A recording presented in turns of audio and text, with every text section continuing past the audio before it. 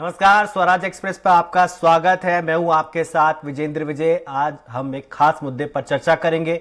उससे पहले आपको बता दें, छत्तीसगढ़ में राजनीति गरमाई है तो वो है केवल आरक्षण के मुद्दे पर भी विशेष सत्र के माध्यम से संशोधन विधेयक प्रस्तुत कर चर्चा कराई जा रही है ताकि आदिवासियों को उनके आरक्षण का हक मिल सके। इस बार के विशेष सत्र में कुछ ऐसा देखने को मिला जो छत्तीसगढ़ के इतिहास में पहले कभी नहीं हुआ। इस पर ज्यादा चर्चा के लिए मौजूद हैं हमारे साथ खास मेहमान। आपका तारुफ करा देता हूं मेहमानों से। कांग्रेस प्रवक्ता सुरेंद्र वर्मा हमारे साथ हैं, बीजेपी से हमारे साथ हैं के.एस. चौहान साहब और वरिष्ठ पत्रकार पी.सी. रथ साहब हमारे साथ हैं। आप तीनों मेहमानों का बहुत बहुत शुक्रिया हमारे साथ जुड़ने के लिए। मेरा पहला सवाल सुरेंद्र वर्मा जी से है। वर्मा जी, कैसे पता चल गया था मोहन मरकाम को कि 2 दिसंबर को आने वाला है विधेयक? यह तो सर्वविदित है विजेंद्र जी, और सरकार की मंशा तो पहले दिन से ही स्पष्ट है। आपको याद होगा 15 अगस्त 2019 को माननीय भूपेश बघेल जी ने अध्यादेश भी जारी किया था 27% ओबीसी आरक्षण और 32% अनुसूचित जनजाति के लिए। मूल जो चरित्र आज भारतीय जनता पार्टी का उजागर हुआ है, ये संविधान विरोधी, ये सदन की कार्रवाई में जिस प्रकार से ये व्यवधान उत्पन्न करने का कुत्सित प्रयास करते रहे, इनकी मंशा नहीं है कि आरक्षण विधेयक पास हो। छत्तीसगढ़ के इतिहास में पहली बार सदन को कलंकित करने का जो चरित्र भाजपाइयों का उजागर हुआ है, ये चाहते ही नहीं कि इनके जो षड्यंत्र है आरक्षण विरोधी, जो न्यायालय में इनके द्वारा दस्तावेज छुपाए गए, जो ननकीराम कमेटी की सिफारिश जो थी, जो दस्तावेज है, वो जानबूझकर न्यायालय में ये छुपाने का षड्यंत्र करते रहे, वो उजागर हो। यही कारण है कि बृजमोहन अग्रवाल और शिवरतन शर्मा जैसे नेता पहले तो 1.5 घंटा तक सदन को बाधित करते रहे। सुरेंद्र जी, आप जो चरित्र आया अजय चंद्राकर जी का बेहद निंदनीय है, शर्मनाक है। कि क्या कुछ है पूरा मामला, जानिए हमारी इस खास रिपोर्ट के जरिए। आरक्षण को लेकर शुरू हुई सियासत फिलहाल थमने का नाम नहीं ले रही है। आरक्षण के विषय पर चर्चा के दौरान मंत्री शिव कुमार डहरिया और विधायक अजय चंद्राकर दोनों ही एक दूसरे को चैलेंज करते नजर आए। मंत्री शिव कुमार डहरिया द्वारा की गई टिप्पणी देख लेने की बात पर विपक्ष ने कहा, हिम्मत है तो आ जाओ, नहीं तो हम उस तरफ भी आ सकते हैं। इसके बाद मंत्री शिव कुमार डहरिया और अजय चंद्राकर के बीच धक्का मुक्की की स्थिति भी देखने को मिली। फिर से देख बाकी सदस्य भी मंत्री शिव कुमार डहरिया और अजय चंद्राकर को अलग करवाने में जुट गए। इसके बाद सदन की कार्यवाही को 10 मिनट के लिए स्थगित किया गया। इस पूरे मामले के ठीक बाद मंत्री शिव कुमार डहरिया का बयान भी आया, जिसमें उन्होंने खुद को अनुसूचित जाति का बताते हुए कहा कि मैं अनुसूचित जाति का मंत्री हूं, इसलिए मेरे साथ ये घटना घटी और ऐसी स्थिति निर्मित हुई है।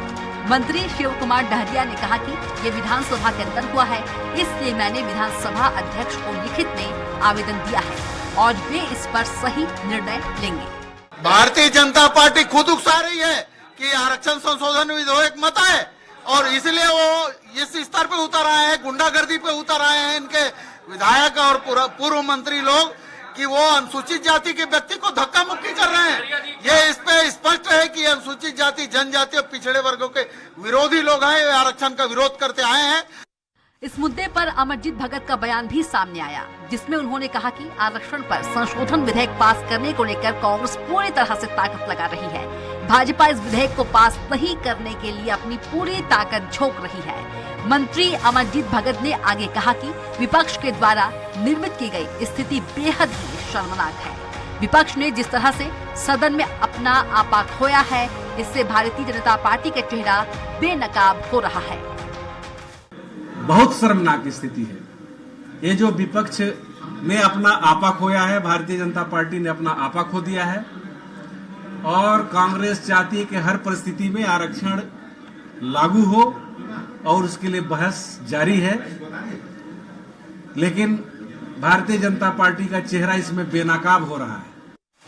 सदन के बीच हुई झूमा झटकी की स्थिति पर आदिवासी मंत्री कवासी लखमा ने भी अपनी प्रतिक्रिया स्पष्ट करते हुए कहा कि विधानसभा के अंदर मुख्यमंत्री भूपेश बघेल ने आरक्षण के लिए महत्वपूर्ण बिल लाया है।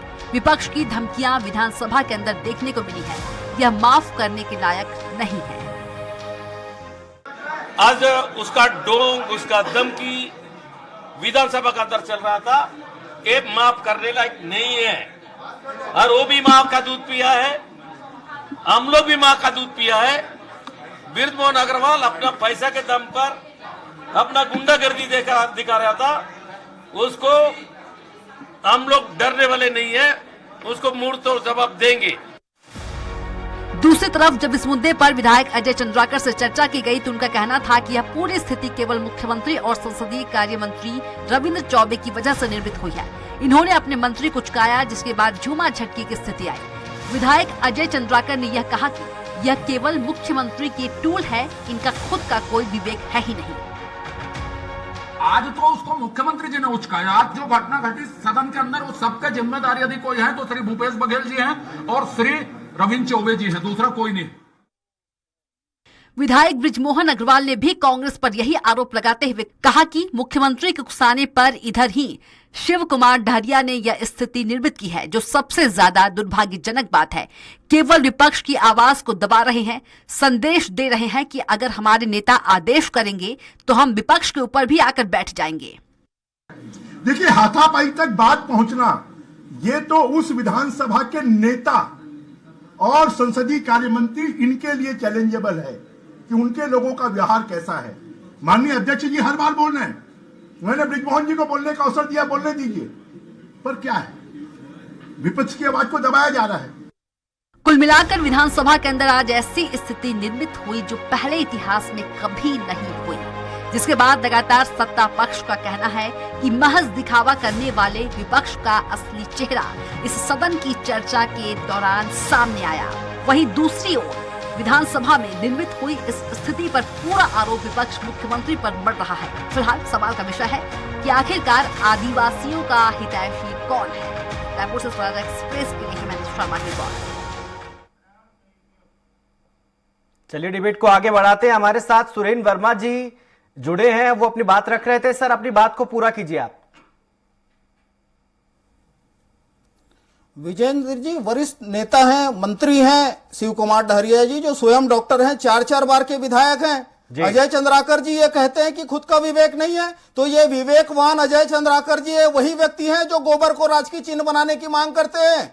वरिष्ठ आदिवासी मंत्री कवासी लखमा जी को आइटम गर्ल कहते हैं। और बृजमोहन अग्रवाल जी की दादागिरी आज की नहीं है, 2000 में भी छत्तीसगढ़ की जनता ने देखा है। आज जो देश के प्रधानमंत्री माननीय मोदी जी हैं, टेबल के नीचे छुपना पड़ा था बृजमोहन के गुंडों से भागकर। लखीराम अग्रवाल जैसे कद्दावर नेता की गाड़ियां फूकी गई थी जब बृजमोहन अग्रवाल को 2000 में नेता प्रतिपक्ष नहीं बनाया गया था। तो ये भाजपा का चरित्र है, आज भी ये षड्यंत्र कर रहे हैं। देखिए, अनुसूचित जाति वर्ग से भाजपा में वरिष्ठ नेता है ननकीराम कंवर, आज उनको गायब कर दिया गया।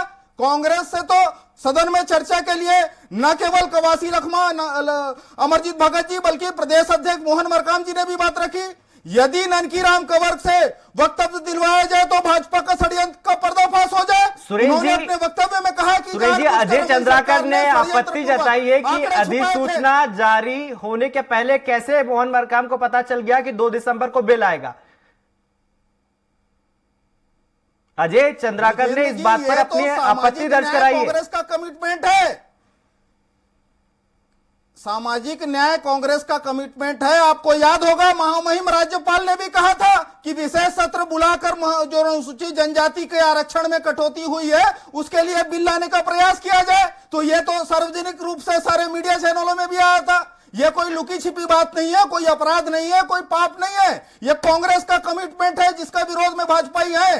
ये नहीं चाहते कि छत्तीसगढ़ में आरक्षण का बिल पास हो, आरक्षित वर्गों को उसके हक का लाभ मिले। ये हमेशा षड्यंत्र करते आए हैं और आज के सत्र को भी बाधित करने के पीछे भारतीय जनता पार्टी। ठीक है वर्मा जी, इसका जवाब ले लेते हैं। बीजेपी से प्रवक्ता हमारे साथ है, भाजपा तो मुखौटा है। केएस चौहान साहब, आपका रुख करते हुए आपसे मेरा सवाल है कि सदन से वॉकआउट करने से क्या हासिल होगा? आपको तो सदन में रह के जनता की बात रखनी चाहिए। बिल्कुल बिल्कुल, और हम भारतीय जनता पार्टी सिर्फ एक ही काम करती है कि जनता की आवाज बन के विधानसभा में आती है। लेकिन विधानसभा का संविधान के हिसाब से विधानसभा का जो भी प्रक्रिया होती है वो कानूनी रूप से होती है, और कानूनी रूप से अगर वो प्रक्रिया होगी तो वो दीर्घकालीन तक चलेगी और लंबी चलेगी। भारतीय जनता पार्टी सिर्फ और सिर्फ इतना चाहती है कि अगर ये आरक्षण लागू होता है तो वो दीर्घकालीन तक हो, वास्तविकता के आधार पर। जी। जब आपका सुप्रीम कोर्ट में लंबित है केस, तो उसके बाद आप विशेष सत्र बुला के आप ये कानून पास करते हैं। महामहिम राज्यपाल जी ने बोल दिया है कि हम बिल्कुल इसमें स्वीकृति देंगे। जब स्वीकृति देने के बाद कानून बन जाएगा तो ये पूरी की पूरी संभावना है, और ये है, और ये कांग्रेस को भी पता है कि इसमें जाके याचिका दायर होगी इसके खिलाफ, क्योंकि ये मुद्दा है सुप्रीम कोर्ट में। अगर आप लंबित है मामला, तो आप ये ऐसा विधेयक पास नहीं कर सकते सिर्फ और सिर्फ आनंद फानंद में अपने भानु प्रतापपुर के चुनाव को लाभ लेने के लिए, क्षणिक लाभ लेने के लिए ये सब चीजें की गई हैं। अगर इनका इंटेंशन साफ होता ना जितेंद्र जी, तो ये पहले से ये जो याचिका दायर की गई थी, जब 2012 में 20 से 25% किया गया आदिवासी के आरक्षण, तो किसने किया? वो केपी खांडे जी ने किया, कुणाल शुक्ला जी ने किया, जिनको पुरस्कार के रूप में एक को राज्य मंत्री बना दिया गया कांग्रेस की तरफ से, और एक को अनुसूचित आयोग का अध्यक्ष बना दिया गया। और इनके पूर्व विधायक पद्मा मनहरे जी और कांटे जी ने, जो वरिष्ठ नेता हैं इनके, कांटे जी ने भी याचिका दायर की। तो ये सब दर्शाता है कि आप प्रायोजक करके। चौहान साहब, आपके पास फिर से आऊंगा, मैं चर्चा में लाना चाहूंगा पीसी रथ साहब को, वरिष्ठ पत्रकार है। सर, कैसे देखते हैं आज जो कुछ सदन में हुआ, उससे सदन की गरिमा तार-तार हुई है? निश्चित रूप से विधायिका का बड़ा महत्वपूर्ण रोल होता है अपने प्रदेश के लोगों की जन आकांक्षाओं को पूरा करने के हिसाब से। उनको नियम कानून और सारी चीजें बनानी पड़ती हैं जी। और इस बार जो हुआ, जिस तरह से विधानसभा में हुआ, ये बिल्कुल गलत है। सभी को ये पता था, ये आम जनता की उसमें था, जानकारी में था कि क्योंकि जब से छत्तीसगढ़ बना है तब से पहली बार ऐसा वाकया हुआ है विधेयक के संबंध में मारपीट की नौबत चर्चा होगी। पहली बार हुआ है छत्तीसगढ़ विधानसभा। जी बिल्कुल बिल्कुल, झुमा झटकी की नौबत आना बहुत ही दुर्भाग्यपूर्ण है। और ये भी कोई नए सदस्य नहीं हैं, ये सभी दोनों सदस्य जो हैं काफी सीनियर सदस्य हैं, और उनका ये विधानसभा में काफी समय हो चुका है, कई दशक उन्होंने गुजारे हैं। उसके बाद इस तरह की स्थिति निर्मित होना जो है वो अत्यंत दुर्भाग्यपूर्ण है। और हम देखते हैं कि यहाँ पर जो है, जो विधेयक जिस पे बात होनी है, जो 27% ओबीसी आरक्षण है, या आदिवासियों के लिए जो आरक्षण कटौती के कारण जो तत्काल इसको लाना पड़ रहा है, ये विधेयक जो है, तो इस पे लेकर के बाहर सभी दल उस पे एक मत है। बाहर तो सारी बातचीत में उसका समर्थन करते हैं। पता नहीं किस कारण से, किन राजनीतिक कारणों से इस तरह से विवाद खड़ा किया जा रहा है, जबकि केवल किसी एक चुनाव को ध्यान में रखते हुए नहीं है, बल्कि प्रदेश का जो आदिवासी समाज है वो बहुत ज्यादा आंदोलित है। इस मुद्दे पर लगातार प्रदर्शन होते रहे हैं, लगातार उस चीज को लेकर के दोनों दलों को मतदाताओं के सामने अभी सामना करना पड़ा है। मतदाताओं ने उनको खरी खरी सुनाई है, दोनों दलों के प्रचार करने गए नेताओं, मंत्रियों और विधायकों को। तो ये मुद्दा प्रदेश के लिए बहुत ही महत्वपूर्ण है, क्योंकि 40% से ज्यादा आबादी करीब आदिवासियों की जिस तरह से प्रदेश में है, तो छत्तीसगढ़ इस मुद्दे से बिल्कुल ही जुड़ा हुआ मुद्दा है छत्तीसगढ़ के लिए। और ऐसे मुद्दे पर अगर विधेयक आ रहा है तो उसको दलों को आपसी समझबूझ का पालन करते हुए उसको जल्दी से जल्दी उसको स्वीकृत किया जाना चाहिए था। क्योंकि एक तरफ शैक्षणिक संस्थाओं में जो प्रवेश की दिक्कतें रुकी हुई हैं, पर प्रवेश रुका हुआ है, भर्तियां रुकी हुई हैं, तो ये रिजर्वेशन का ये विधेयक इस समय में छत्तीसगढ़ के लिए बहुत ही महत्वपूर्ण है। और इसके कारण जनता का बड़ा नुकसान हो रहा है, क्योंकि जो दूसरे लोग रिजर्वेशन कैटेगरी के नहीं हैं उनको भी जॉब के लिए जो दिक्कतें हो रही हैं, जो जिस तरह से डिले हो रहा है, भर्ती की प्रक्रिया डिले हो रही है, कॉलेजों में प्रवेश की प्रक्रिया डिले हो रही है, तो इन सब को ध्यान में रखते हुए इसको सर्वोपरि स्थान देते हुए इसको जल्दी से जल्दी क्लियर करना चाहिए था। लेकिन वो नहीं हो रहा है और राजनीति हो रही है, ये बहुत ही दुर्भाग्यपूर्ण है। और दोनों दलों को रिएक्शन ले लेता हूं मैं। कांग्रेस से हमारे साथ सुरेंद्र जी हैं। सुरेंद्र जी, अंदर कुछ बाहर कुछ, बाहर तो आप दोनों दल कहते हैं कि हम आदिवासियों की हक की लड़ाई लड़ रहे हैं, उनको आरक्षण देना चाहते हैं, लेकिन सदन पर जब आपको एक साथ आना चाहिए तब तो आप लोग साथ में नहीं आते।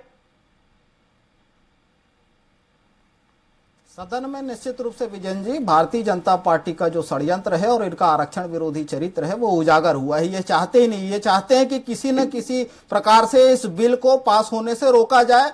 बाधित करने के तमाम कुत्सित प्रयास भाजपा के विधायकों के द्वारा आज हुआ। आज जो सदन में हुआ वो निश्चित रूप से न केवल निंदनीय है बल्कि शर्मनाक है। भारतीय जनता पार्टी के विधायकों को माफी मांगनी चाहिए।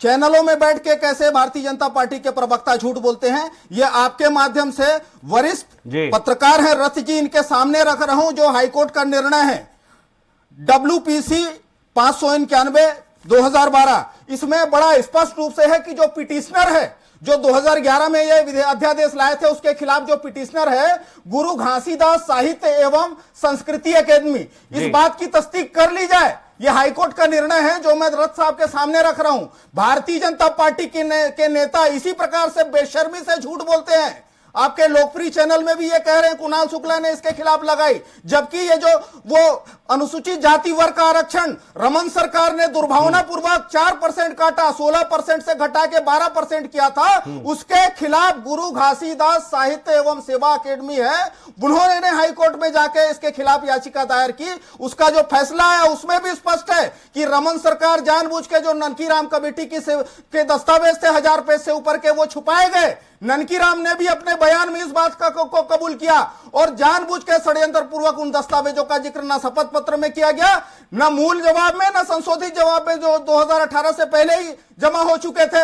यह पूरा का पूरा षड्यंत्र जो है वो भारतीय जनता पार्टी का है। हमारी सरकार तो सभी संभव प्रयास कर रही है और भारतीय जनता पार्टी को न नैतिक अधिकार है विरोध करने का, न संवैधानिक अधिकार। विशेष सत्र की यह बात कर रहे थे, हमारा तो विधानसभा में बहुमत 3/4 से ऊपर है और विशेष सत्र आहूत करने का जो प्रस्ताव है, लेता हूं आपके सवाल का काउंटर। बीजेपी नेता हमारे साथ है, विधानसभा साहब, सीधा कांग्रेस ठीकरा आपकी पार्टी पे फोड़ रही है।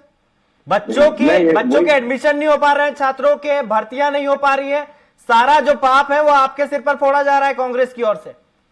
यही चाहती है कांग्रेस एक्चुअल में कि भर्तियां हमारी ना हो, इसके कारण ही आरक्षण को अभी लंबित किया गया, वहां पर हार दिया गया, सरेंडर कराया गया। सिर्फ 2 हियरिंग करवाई गई, 2 हियरिंग में आप हार गए।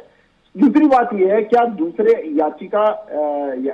याचिका नहीं की क्या कुणाल शुक्ला ने और जो कुणाल शुक्ला ने कोई याचिका दायर नहीं की थी। 2011 के में झूठ बोल रहे हैं आप, पुनः झूठ बोल रहे हैं, गलत बयानी कर रहे हैं। न्यायालय के निर्णय को आपने पढ़ा है क्या? न्यायालय के निर्णय को आपने पढ़ा है क्या? पद्मा मनारे कौन है? अरे न्यायालय के निर्णय को आपने पढ़ा है? 2018 से पहले अंतिम जवाब प्रस्तुत किया जा चुका था जिसमें जानबूझ के आंकड़े छुपाए गए, जानबूझ के आंकड़े छुपाए गए। जवाबदारी किसकी थी? सरकार रमन सिंह की थी। 2011 से लेकर 2018 तक सरकार में कौन था? शांत रहिए। न्यायालय में स्पष्ट लिखा है कि जानबूझ के आंकड़े प्रस्तुत नहीं किए। जो पाप है वो रमन सरकार का पाप है। आप तथ्यों पे बात नहीं करेंगे, ऐसे नहीं होता है। आप तथ्यों पे बात नहीं करेंगे। आपकी सरकार रमन सिंह। सुरेंद्र जी, मैं आपको पर्याप्त मौका दूंगा अपनी बात रखने के लिए, आप बोलने दीजिए चौहान साहब को। चौहान साहब, आरक्षण विरोधी तो ये है, कांग्रेस पार्टी है और इनको बहुत अच्छे से मालूम है कि आगे कुछ नहीं होने वाला है। ये खिलवाड़ कर रहे हैं भावनाओं के साथ, आरक्षण के साथ, सिर्फ एक चुनाव के लिए।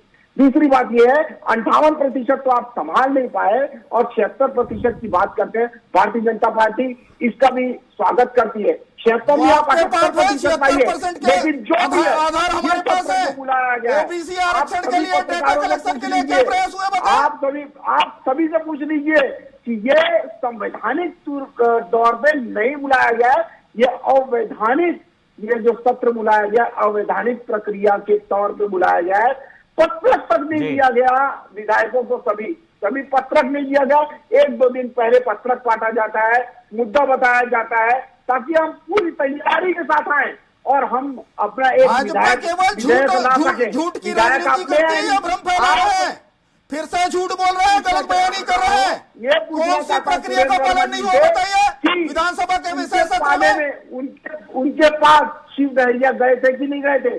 खुद चल के गए थे, शिव डहरिया खुद चल के गए थे वहां पर और आग में घी डालने का काम किया हमारे मुख्यमंत्री जी ने और रविंद्र चौबे जी ने। आरक्षित वर्ग के हित के संरक्षण में नियम कर रहे हैं तो बृजमोहन अग्रवाल, शिवरतन शर्मा, रमन सिंह और तमाम ठीक है जॉन साहब, आपका जवाब ले लेता हूँ, मैं आपका जवाब ले लेता हूँ सुरेंद्र जी से। सुरेंद्र जी, आपकी सरकार एक बिल लेकर आ रही है जिसमें उसने तय किया है कि एसटी को 32%, एससी को 13%, ओबीसी को 27%, ईडब्ल्यूएस को 4%, पूरे देश में 10% मिल रहा है और आप बिल लेके आ रहे हैं 4% का। तो बीजेपी का क्या आरोप सही नहीं है कि आप समाज को समाज से लड़वा रहे हैं? सुरेंद्र जी।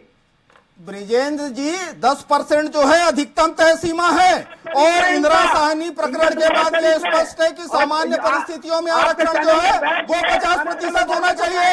यदि उससे ज्यादा दिया जाता है, सुन लीजिए, ऐसे बात नहीं होगी। ये सांप्रदायिक स्लीपर सेल, ये आरक्षण विरोधी लोग, ये आरक्षण विरोधी लोग हमारे पास, ऐसे बात नहीं होगी। विजेंद्र जी चुप कराइए इनको, विजेंद्र जी चुप कराइए इनको। चौहान साहब आपके पास आऊंगा, उनको अपनी बात रखने दीजिए, सुरेंद्र जी को अपनी बात रखने दीजिए। ये सब चीजें कर रहे हैं आपके सावित्री मंडावी जी, आपके कवासी लक्ष्मण जी जब गए। अरे चुप हो जाइए, अपने समय में बोलिएगा, ये गंद फैलाना छोड़ दीजिए। वीरेंद्र जी ऐसा बात नहीं होगी, ऐसा बात नहीं होगी। चौहान साहब आपको पर्याप्त मौका दूंगा अपनी बात रखने के लिए। कांग्रेस के सुरेंद्र वर्मा जी को बोलने दीजिए। अपने क्षणिक लाभ के लिए आपने खिलवाड़ किया है भोली भाली जनता के साथ, ये अपने क्षणिक लाभ के लिए सिर्फ भानु प्रताप चुनाव जीतने। ठीक है सर, इस पे जवाब ले लेते हैं। सुरेंद्र जी से आपका जवाब ले लेते हैं। सुरेंद्र जी, जो आरोप लगा रहे हैं कि आपने क्षणिक लाभ के लिए ये सब किया है, भानु प्रताप उपचुनाव चल रहा है भानु प्रतापपुर का, उसमें फायदा पाने के लिए आपने ये सब ड्रामा रचा है, ये कांग्रेस पर आरोप लगा रही है बीजेपी। सुरेंद्र जी जो 15 साल स्थानीय आबादी, स्थानीय अनुसूचित जाति, जनजाति और पिछड़ा वर्ग के अधिकारों का शोषण करते रहे, वो तथ्यहीन आरोप लगाएंगे। इनके पास दूसरा विकल्प नहीं है। सुन लीजिए, न्यायालय ने सेंसेक्स पूछा था, अवधानिक रूप से आपने वीरेंद्र जी ऐसे लोगों के साथ ये समय खराब करते हैं। ये विधानसभा में जो इनका चरित्र है यहाँ भी यही कर रहा है। क्वांटिफाइबल डाटा आयोग जस्टिस छविलाल पटेल की अध्यक्षता में ओबीसी की जनगणना के लिए यदि कहीं प्रयास हुआ वो छत्तीसगढ़ है। जो अनुसूचित जाति जनजाति के जो सेंसस के आधार पर जो निर्णय लिए जा रहे हैं, जो उनकी अलग से गणना टाइमिंग पर जो सवाल उठेंगे ना, सारे आंकड़े आप जिस दौरान इस बिल को लेकर आ रहे हैं, उपचुनाव चल रहा है और आप बिल को लेकर आ रहे हैं, तो टाइमिंग पर सवाल उठना लाजमी है। जवाब दीजिए आप सुरेंद्र जी। 15 विजयन जी 15 अगस्त 2019 को अध्यादेश लाया गया था, लेकिन भारतीय जनता पार्टी के नेता उसको भी रोकने के लिए लगातार प्रयासरत हैं। तो ये तो भूपेश बघेल सरकार पहले दिन से ही जो स्थानीय आबादी है, जो अनुसूचित जाति है, जनजाति है, इस पे राय डाल लेते हैं पीसी रथ साहब की। रथ साहब कैसे देखते हैं पूरे कॉन्टेक्स्ट को, जिस तरह से तूतू मैमे हो रही है सदन के बाहर? सब बोल रहे हैं कि आदिवासियों को 32% आरक्षण मिलना चाहिए, लेकिन सदन में तो एक मत हो ही नहीं रहे, तो कैसे मिलेगा आरक्षण फिर? रथ साहब जी, मूल सवाल वही है कि नियत का सवाल है। एक तरफ सत्ता पक्ष है और दूसरी तरफ विपक्ष है। तो विपक्ष चाहता है कि सत्ता पक्ष कुछ भी काम जो है वो समय के भीतर ना कर पाए और वो डिले होता जाए, जिससे अपयश जो है वो सत्ता पक्ष के ऊपर आए करके। इसी तरह से परिस्थितियां निर्मित हो रही है। नहीं तो जब दोनों दल रिजर्वेशन के उन चीजों पर सहमत हैं कि आदिवासियों का प्रतिशत 32% होना चाहिए और साहब एक छोटा सा सवाल मेरा है कि 50% से ज्यादा रिजर्वेशन नहीं दिया जा सकता किसी भी स्थिति में, तो सरकार फिर कैसे इसको 76 तक ले जा रही है? छोटा सा जवाब दीजिएगा सर। नहीं, ऐसा नहीं है। उस चीज को लेकर के ऑलरेडी 69% मैक्सिमम आरक्षण दिया ही जा रहा है। छत्तीसगढ़ में जो स्थिति बन रही है उसके मुताबिक ये देखिए कि ओबीसी आरक्षण को लेकर 27% जो सरकार ने अभी जो प्रस्ताव रखा है, वो तो सरकार का प्रस्ताव तो बाद में आया। दोनों दलों में जो आदिवासी और ओबीसी को तो संगठन में पहले से भाजपा ने भी स्थान दे दिया है। इस तरह से यहाँ पर जो चल रही है स्थिति, जातीय आधार पर राजनीति हमारे देश में कोई नया प्रयोग नहीं है। जातीय आधार पर सारे देश में, ज्यादातर राज्यों में जातीय आधार पर राजनीतिक दल काम करते रहे हैं और यहाँ पर भी आरक्षण को एक तरह से चुनावी सफलता के लिए इजाजत नहीं दे रहा है हमको, समय की कमी है, इसलिए चर्चा को यही रोकना पड़ेगा। आप तीनों मेहमानों का बहुत बहुत शुक्रिया। दर्शकों को बता दें कि ये राजनीति आरक्षण की है, उपचुनाव चल रहा है, आदिवासियों का विरोध है, सरकार चाहती है कि वो आरक्षण का मरहम लगाकर उनके जख्मों पर कुछ फायदा लेने की कोशिश करे, ऐसा कहना है बीजेपी का। वहीं बीजेपी कह रही है कि कांग्रेस नहीं चाहती है कि आदिवासियों को आरक्षण मिले और अच्छे वकील अगर वो हाईकोर्ट में खड़े करती तो शायद ये स्थिति नहीं आती और 32% आरक्षण जो है वो आदिवासियों का बरकरार रहता। हमारी इस खास चर्चा में इतना ही। आप देखते रहिए स्वराज एक्सप्रेस। नमस्कार।